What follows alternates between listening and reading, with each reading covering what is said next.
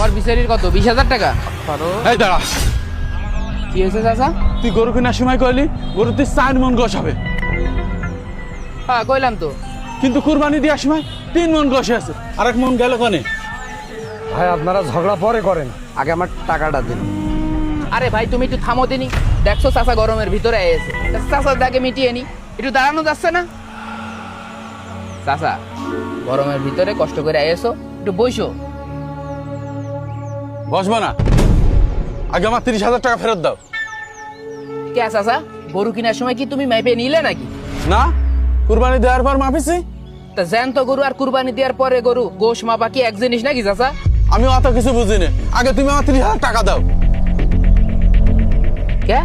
তোমার 30,000 টাকা ফেরত দিতে হবে কি করতে? তোমার ভুড়ি হাড় মাথা এগুলো মাইপেছো, শুধু গোশ মাপলে হবে?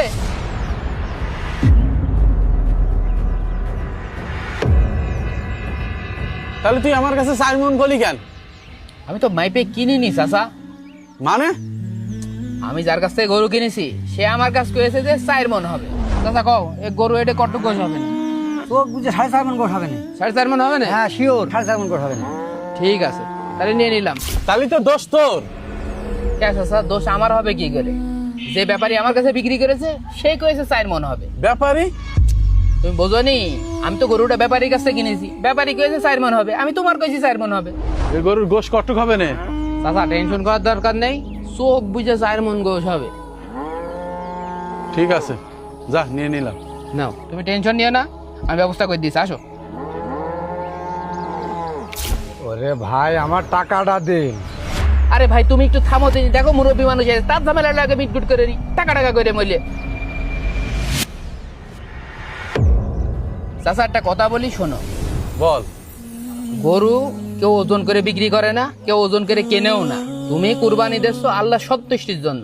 এখন তোমার 1 মন গোশ কম হয়েছে, তুমি আল্লাহর কাছ থেকে বুঝে নাও। আরে ভাই আমার কাজ আছে, আমার টাকাটা আমার দিন। ভাই তুই তো জ্বালায় মলি, এনে ধর দেন দেন। তোর টাকাটা আগে নে, তুই যা। চাচা চলো। ভাইজান নিজ দায়িত্বে ভিডিওটা শেয়ার করে সবার মাঝে ছড়িয়ে দিন।